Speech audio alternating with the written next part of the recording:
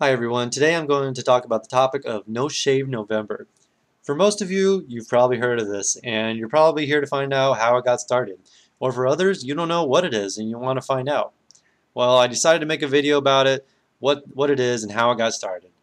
I'll be telling you about the history of No Shave November, where it came from, what it was, how it got started, and what it is now.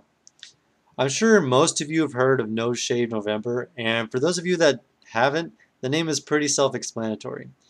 The Urban Dictionary defines it as the act of shaving on the last day of October and then not shaving for the entire month of November. Then on December 1st, you compare your facial hair with your friends and enjoy reminiscing on the experience that was No Shave November.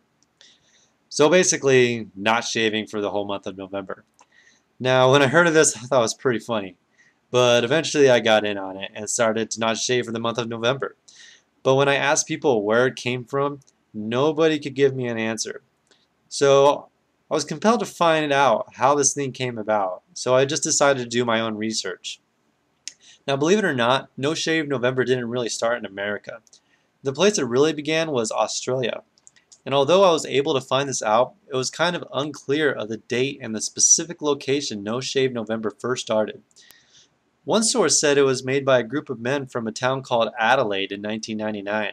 And another source said it started in 2003 by some guys having some drinks.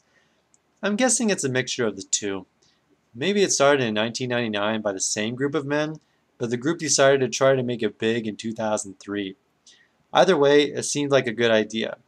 Although, then it wasn't called No Shave November as we all know it. It was called Movember. Mo being slang for mustache in Australia. And it was a month where men would actually shave their face, but grow their manly mustaches out. It started out as just a little thing to do, but now November is like a month-long holiday for men's mustaches in Australia. But the men who created this also wanted to help a cause. They wanted to raise awareness for men's health for prostate cancer, the #1 cancer affecting men. But in their first year of 2003, they weren't able to raise any money.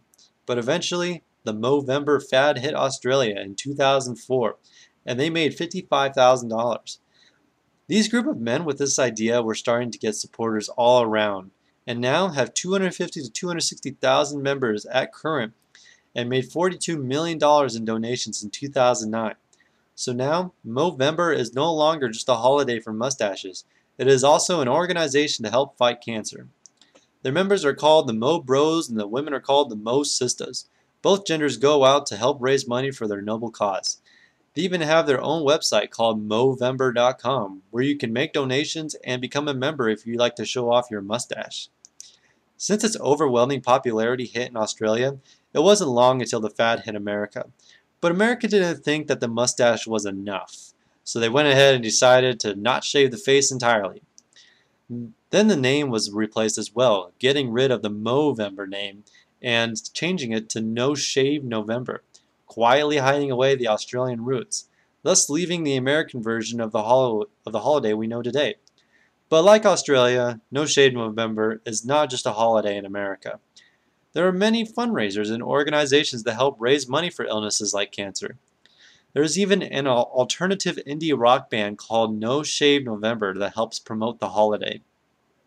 Either way, No Shave November is a fun month for men to grow their man hair and help a cause.